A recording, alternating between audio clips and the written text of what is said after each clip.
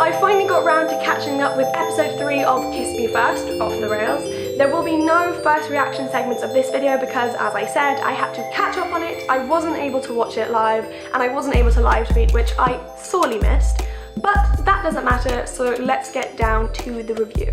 I really liked how this episode opened, by starting off with a look at Ruth Palmer, the creator of Azana, at both the game's launch and at her release from prison after winning an appeal for the conviction of manslaughter of her husband, and then shifting the focus onto Tess at her psychiatrist's appointment, all in one smooth sequence. We can see that despite all the VR and gaming in this show, it really is about emotionality and escapism, and particularly in this episode, it's about what happens when that form of escapism no longer feels like an escape. This theme is seen throughout the series so far, and in this episode really plays into the developing characterization of Tess and Layla. Whilst Tess falls back into her chaotic habits, unbelieving that Adrian or Red Pill could be anything but pure, Layla takes it in her stride, employing typical detective skills.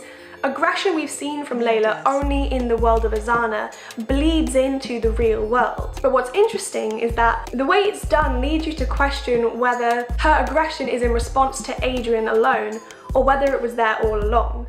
Something else I loved was that I spotted in one of the scenes where Tess is having this outburst of temper, fearing that everybody has and will leave her eventually. She is wearing Layla's Azana World t-shirt that she uses as pajamas, and it's such a small detail that says so much about Tess's character and her relationship with Layla that I very much appreciated.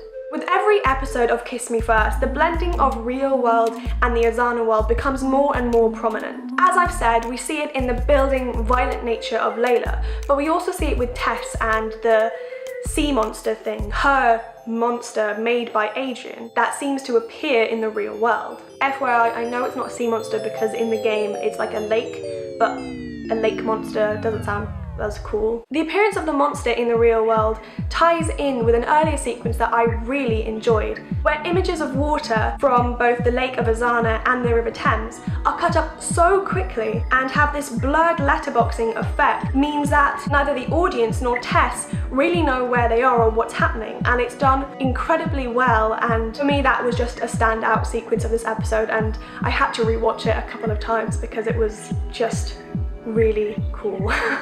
Also, we get to see Adrian spreading into the real world, and more specifically Layla's life, with crackling phone calls to John Teague asking for information, and him identifying himself to Layla as the person who's been watching through the webcams and spying on various Red Pill members, which both delighted and absolutely terrified me with the glitchy jump cuts and general creepiness. Because technology is so omnipresent in our society, things like glitching screens and being watched through your phone or your webcam, it's such a real idea. It adds further depth to this series, borrowing from horror genres as well as mysteries, thrillers, sci-fis, young adult dramas. The blending of all these genres is done so well, and I'm intrigued to see how it's utilised further in the series. And finally, this episode works really well because it provides a new eye through which to see and understand the attraction of Adrian and Red Pill, namely the character of Ben, or Denier. Unlike with Calumny, we get to see firsthand the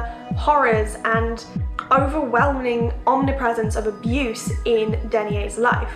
I'm not going to say anything more about that because his story is quite harrowing and I don't want to spoil it for anyone who hasn't caught up with the show. But at this stage of the series as a whole, it's nice to see something a little bit different, and it helps build the character of Adrian because it lets us find out how he gets the power and trust that he does. Overall, I thought this was a wonderfully dark episode that manages to get the balance between emotionality and action just so right. So that was my review of Off the Rails, the third episode of Kiss Me First. If you're enjoying my series or the series itself, then please leave me a like and a comment down there, and be sure to subscribe for more. And I'll see you when I see you.